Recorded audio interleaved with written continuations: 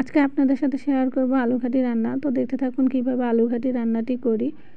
আলু ঘাটি রান্না করার জন্য এখানে আমি 2 পিস রুই মাছের লেজা নিয়েছি, 1 পিস মাথা 2 পিস করে নিয়েছি। মাছ ভেজে নেওয়ার জন্য দিয়ে দিলাম পরিমাণ মতো হলুদের গুঁড়ো, দিয়ে দিব স্বাদ মতো লবণ। তারপরে মাছের সাথে ভালোভাবে মেখে নিব। মেখে নেওয়া হয়ে গিয়েছে, চুলায় হাঁড়ি বসিয়ে দিয়েছি। হাঁড়ির মধ্যে দিয়ে দিব এখন পরিমাণ মতো সয়াবিন তেল। তো তেলটা গরম হয়ে গেলে দিয়ে দিব মেখে নেওয়া মাছগুলো, ভালোভাবে দিয়ে তারপরে ভেজে নেব। এখন তো শীতের সময় প্রচুর পরিমাণে নতুন আলু পাওয়া যায়। নতুন আলু দিয়ে আলুর ঘাটি খেতে খুবই টেস্টি হয়ে থাকে। আলুর ঘাটি রান্না করার জন্য তো সব জায়গাতে আলুটাকে ভালোভাবে সিদ্ধ করে নিতে হয়। তো আজকে আমি আলুটাকে সিদ্ধ করব না, সিদ্ধ করা ছাড়াই আলুর ঘাটিটি রান্না করে আপনাদের সাথে শেয়ার করব।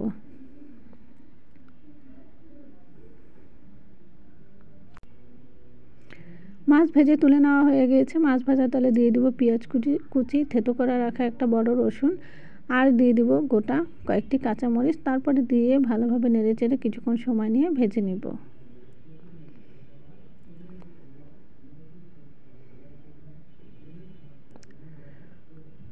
মশলা আমি আমার পছন্দ অনুযায়ী মশলা দিয়েছি। আপনারা আপনাদের পছন্দ অনুযায়ী পরিমাণ মতো মশলা দিয়ে নিতে পারেন, পছন্দ মতো মশলা।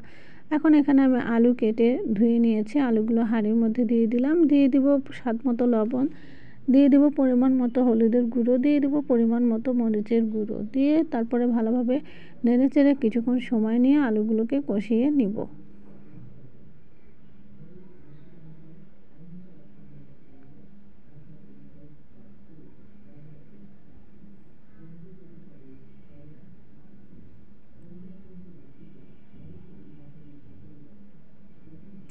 আলু ভালোভাবে কষিয়ে নেওয়া হয়ে গিয়েছে। এখন আরও ভালোভাবে কষিয়ে নেওয়ার জন্য এখানে আমি সামান্য পরিমাণ পানি দিয়ে আরও কিছুক্ষণ সময় নিয়ে আলুগুলোকে কষিয়ে নিব।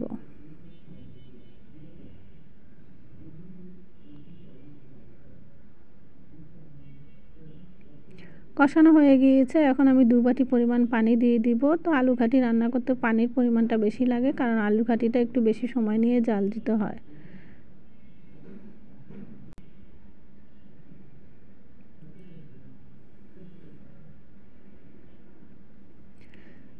আলু সিদ্ধ হয়ে গিয়েছে, পানির বলকও চলে এসেছে। এখন আমি ঘুটনি দিয়ে একটু ঘেঁটে দিয়ে আলুগুলোকে একটু ভেঙে দিব।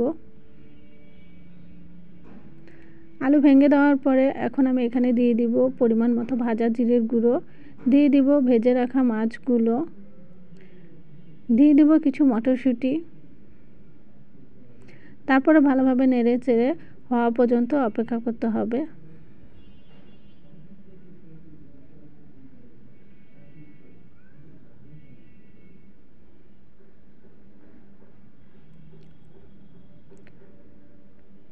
তো এখন আমি একটু নেড়েচেড়ে আপনাদের দেখাচ্ছি তরকারিটা কীরকম হয়েছে। তরকারিটা নেড়েচেড়ে দেওয়ার পরে আরও কিছুক্ষণ সময় আমি জাল দিয়ে দিব। তারপরে আমি তরকারিটাকে নামিয়ে নিব।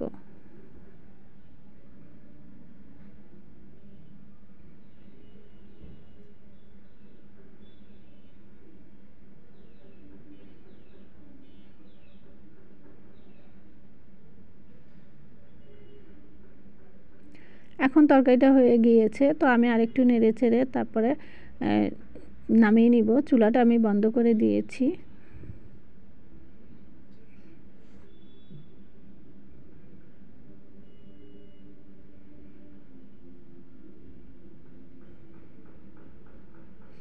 তরকারি আমি নামিয়ে নিয়েছি, তো এখন নামিয়ে বাটির মধ্যে নিব।